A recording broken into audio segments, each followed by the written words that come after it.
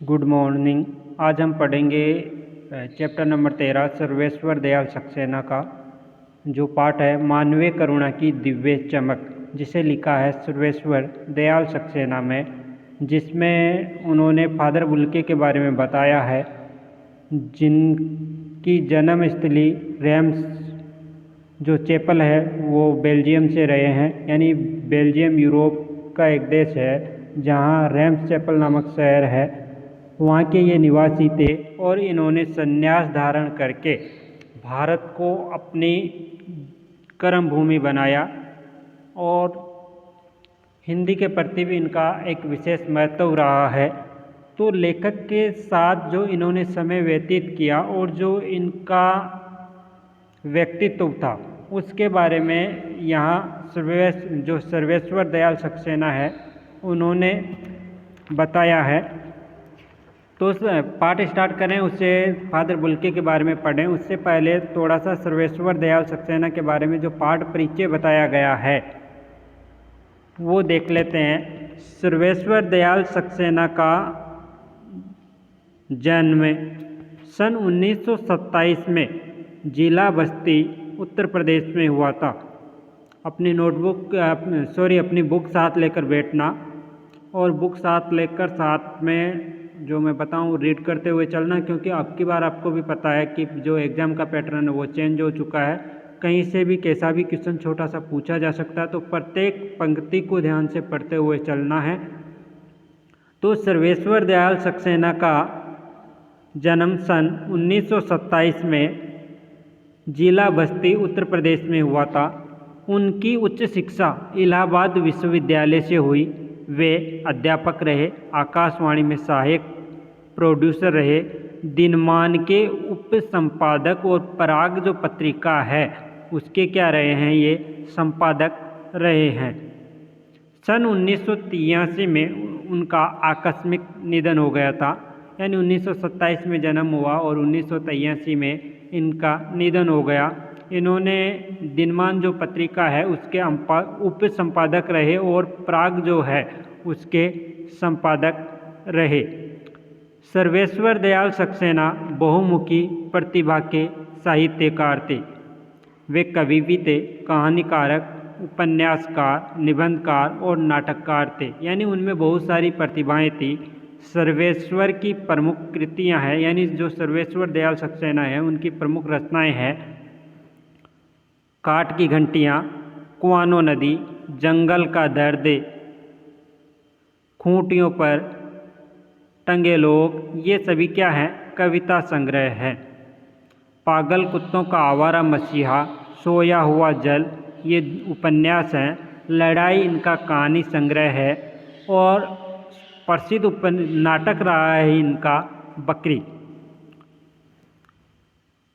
इसके अलावा भों भों, खो खो, बतूता का जूता, लाख की नाक इनके बाल साहित्य हैं। चर्चे और चरके उनके लेखों का क्या है, संग्रह है। खूंटियों पर टंगे लोग पर उन्हें साहित्य अकादमी पुरस्कार भी मिला है। यानी इन्होंने कई सारी रचनाएं लिखी, इन्होंने कहानियाँ लिखी, उपन्यास लिखे, कविताएं लिखी, निबंध लिखे, नाटक लिखे। बकरी इनका सर्वप्रसिद्ध नाटक रहा है। बो बो खो खो, बतूता का जूता और लाख की नाक इनके बाल साहित्य रहे हैं। और खूंटियों पर टंगे लोग जो रचना है इनकी, उन पर इन्हें साहित्य अकादमी पुरस्कार भी मिला है। सर्वेश्वर की पहचान यानी मध्यवर्गीय आकांक्षाओं के लेखक के रूप में की जाती है। मध्यवर्गीय जीवन की महत्व आकांक्षाओं, सपनों, संघर्ष, शोषण, हताशा और कुंठा का चित्रण उनके साहित्य में मिलता है। यानी मध्यवर्गीय जीवन की जो इच्छाएं होती है, महत्व आकांक्षाएं होती है, जो सपने होते हैं और जो मध्य वर्ग के लोग का जो संघर्ष होता है और जो शोषण, उनमें जो हताशा की भावना होती है संघर्ष करते हुए, और जो कुंठा की भावनाएं उत्पन्न होती है, उनका चित्रण जो है उनके साहित्य में मिलता है। सर्वेश्वर जी स्तंभकार थे और चर्चे और चरके नाम से दिनमान में स्तंभ लिखते थे। उसमें बेकाब सच कहने का साहस दिखता है, यानी बिना किसी डर के, बेकाक यानी बिना किसी डर के सच कहने का साहस उनमें दिखाई देता है।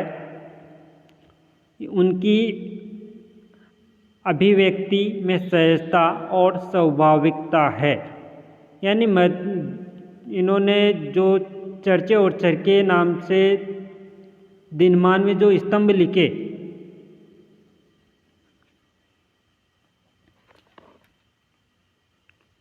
उनमें जो स्तंभ लिखते थे उनमें अपनी जो बेबाक सच कहने का जो साहस दिखाते थे, यानी बिना किसी भय के जो वास्तविकता थी उसको ये बिना किसी डर के लिखते थे। उनकी और जो उनकी अभिव्यक्ति हैं उसमें सहजता और स्वाभाविकता दिखाई देती है।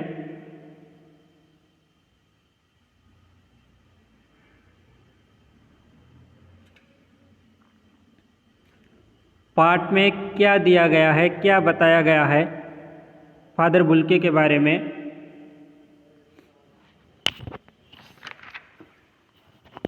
संस्मरण स्मृतियों से बनता है।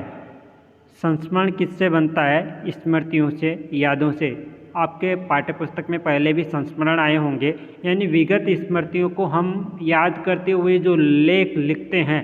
संस्मरण यानी हमारी जो विगत स्मृतियां हैं, यानी विगत जो यादें हैं, उनको याद करते हुए या उनकी यादों को सहेजते हुए हम कुछ लिखते हैं, वो कहलाता है संस्मरण।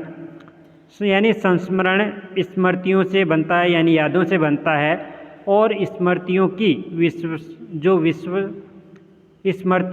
विश्वसनीयता उसे महत्वपूर्ण बनाती हैं।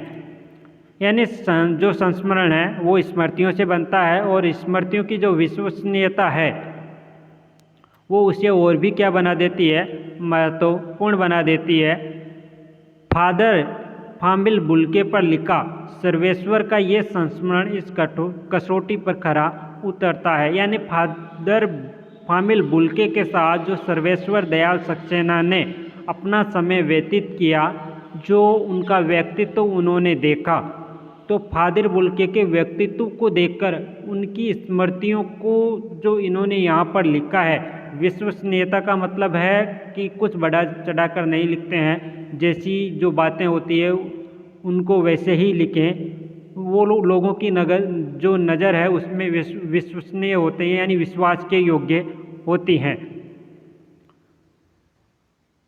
अपने को भारतीय कहने वाले फादर बुल्के, यानी फादर बुल्के का जन्म तो यूरोप में हुआ था, जो रैम्स चैपल शहर है उसमें, बेल्जियम का एक रैम्स चैपल शहर है उसमें। लेकिन फादर बुल्के अपने आप को भारतीय कहते थे, यानी अपने को भारतीय कहने वाले फादर बुल्के जन्मे तो बेल्जियम, यूरोप के रैम्स चैपल शहर में, जो गिरजों, पादरियों, धर्मगुरुओं और संतों की भूमि कही जाती है, परंतु इन्होंने अपनी कर्म भूमि बनाया भारत को।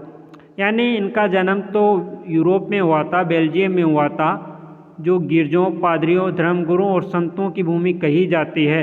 लेकिन फादर जो बुल्के हैं, इन्होंने एक निश्चित जीवन जीने के उपरांत, कुछ समय के उपरांत इन्होंने संन्यास ले लिया, और संन्यास के लिए वहाँ स्वतंत्रता दी जाती थी कि कहाँ जाना चाहते हैं वो अपनी स्वतंत्रता के अनुसार चयन कर सकते हैं। तो इन्होंने भारत का चयन किया था, और अपनी कर्म भूमि ही, जब भारत आ गए ये, तो अपनी कर्म भूमि ही किसको मान लिया इन्होंने? भारत को। फादर बुल्के एक सन्यासी थे, परंतु पारंपरिक अर्थ में नहीं। यानी फादर बुल्के ने सामाजिक जीवन से संन्यास लिया था, और भारत में संन्यास का जो जीवन है वो व्यतीत करना इन्होंने चाहा था। लेकिन सन्यासी तो जरूर थे, किंतु पारंपरिक अर्थ में नहीं। यानी परंपरा जो सन्यासियों की होती है कि किस प्रकार के वस्त्र धारण करना, सांसारिक जीवन से कोई मतलब नहीं, किसी से कोई रिश्ता नहीं रखना, अपने आप में एकांत में रहना, ऐसा फादर बुल्के का जो पारंपरिक तरीके से सन्यासी रहते हैं वैसे ये नहीं रहे। सर्वेश्वर का फादर बुल्के से अंतरंग संबंध था, यानी आंतरिक संबंध था, जिसकी झलक हमें इस संस्मरण में मिलती है। लेखक का मानना है कि जब तक राम कथा है, इस विदेशी भारतीय साधु को याद किया जाएगा तथा उन्हें हिंदी भाषा और बोलियों के अगाध प्रेम का उदाहरण माना जाएगा। देखो, फादर बुल्के एक विदेशी थे, यूरोप के बेल्जियम नामक देश के थे, लेकिन इन्होंने अपने कर्म भूमि भारत को माना। केवल अपना जो सन्यासी जीवन है भारत में ही नहीं व्यतीत किया, बल्कि भारत के जो रीति रिवाज तौर तरीके हैं उनको भी इन्होंने अपनाया। इसके साथ जो भारत की उस समय हिंदी जो संघर्ष कर रही थी, हिंदी के प्रति भी इनका काफ़ी संघर्ष रहा है। हिंदी भाषा और बोलियों, विशेषकर हिंदी के प्रति इनका अगाध प्रेम रहा है। हिंदी से घनिष्ठ प्रेम था और ये खुद भी चाहते थे कि हिंदी भारत की राष्ट्रभाषा और राजभाषा बने।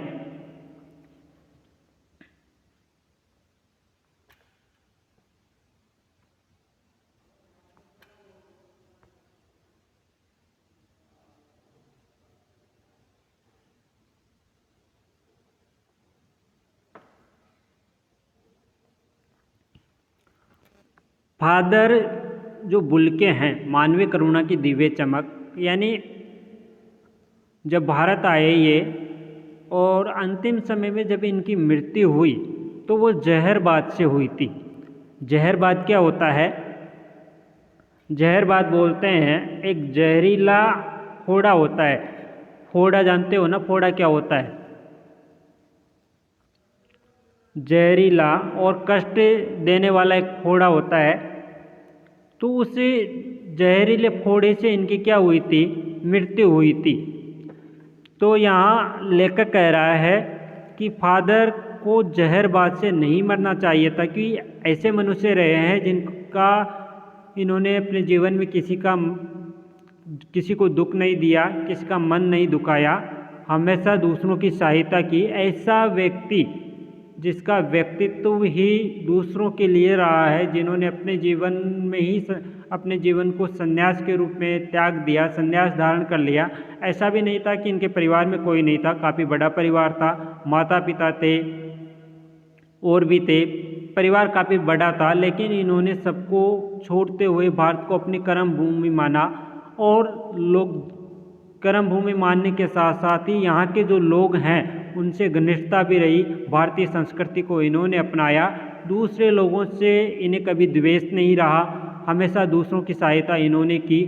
ऐसे व्यक्ति को, फादर को जहरबाद से नहीं मरना चाहिए था, यानी ऐसे व्यक्ति को जिसने हमेशा दूसरों की मदद की, ऐसे व्यक्ति को जहरबाद यानी जहरीले और कष्ट साध्य फोड़े से नहीं मरना चाहिए था।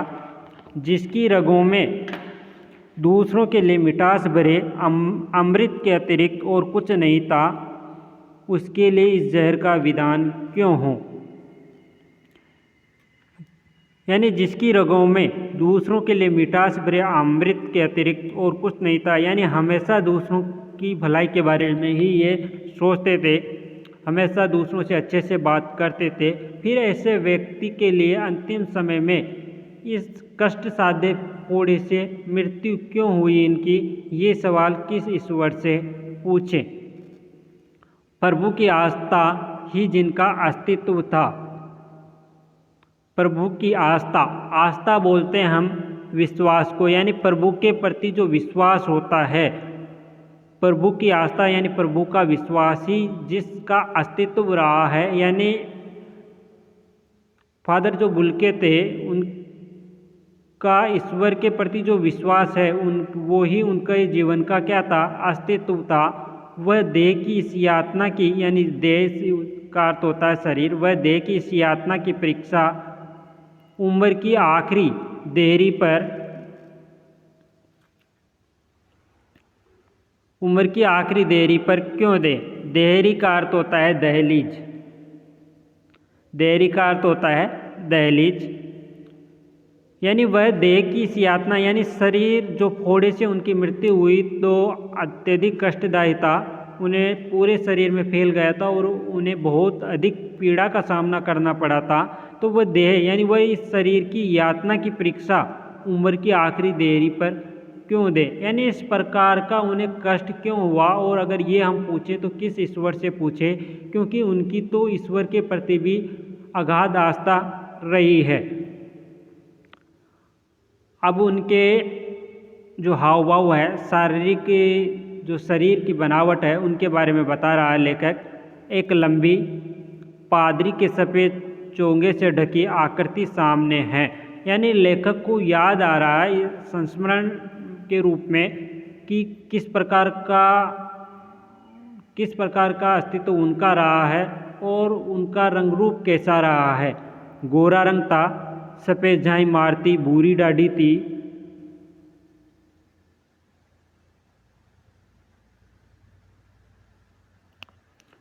एक शब्द आया इसमें पादरी।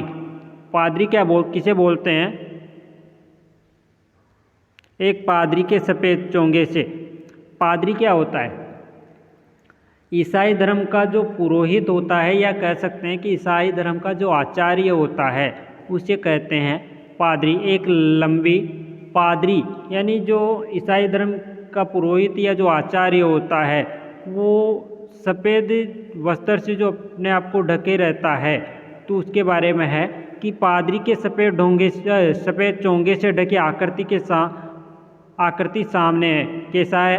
गोरा रंग है, सफ़ेद झाई मारती, भूरी दाढ़ी है, नीली आँखें, बाहें खोल गले लगाने को क्या है? आतुर है। आतुर का अर्थ होता है उत्सुक। इतनी ममता, इतना अपनत्व इस साधु ने अपने हर एक प्रियजन के लिए उमड़ता रहता था। मैं 35 साल से इसका साक्षी हूँ। तब भी जब वह इलाहाबाद में थे और तब भी जब वह दिल्ली आते थे। आज उन बाहों का दबाव मैं अपनी छाती पर महसूस करता हूँ। तो फादर बुल्के के बारे में काफ़ी महत्वपूर्ण पार्ट हैं। डेफिनेटली यहाँ से 1 या 2 क्वेश्चन आपको एग्जाम में देखने को मिलेंगे, क्योंकि फादर बुल्के एक विदेशी रहे हैं और यूरोप से बेल्जियम यानी यूरोप का जो बेल्जियम देश है, वहाँ से भारत को अपनी कर्म भूमि माना और यहाँ पर निवास किया। और यहाँ पर निवास करते हुए जो भारत के विकास के लिए भी इन्होंने काफ़ी कुछ किया, और जो भारतीय लोगों के साथ मिलनसार रूप से या मिलकर ये रहे। तो एक विदेशी का भारत में आना और भारत की संस्कृति को अपनाना, हिंदी के लिए बहुत कुछ प्रयास करना, हिंदी के प्रति विशेष प्रेम इनके मन में रहना, काफ़ी कहीं ऐसी चीज़ें हैं जो इनके व्यक्तित्व को काफ़ी महत्वपूर्ण बनाती हैं। तो पाठ को अच्छे से पढ़ें। नेक्स्ट क्लास में आगे से स्टार्ट करेंगे। आज की क्लास में केवल यहीं तक।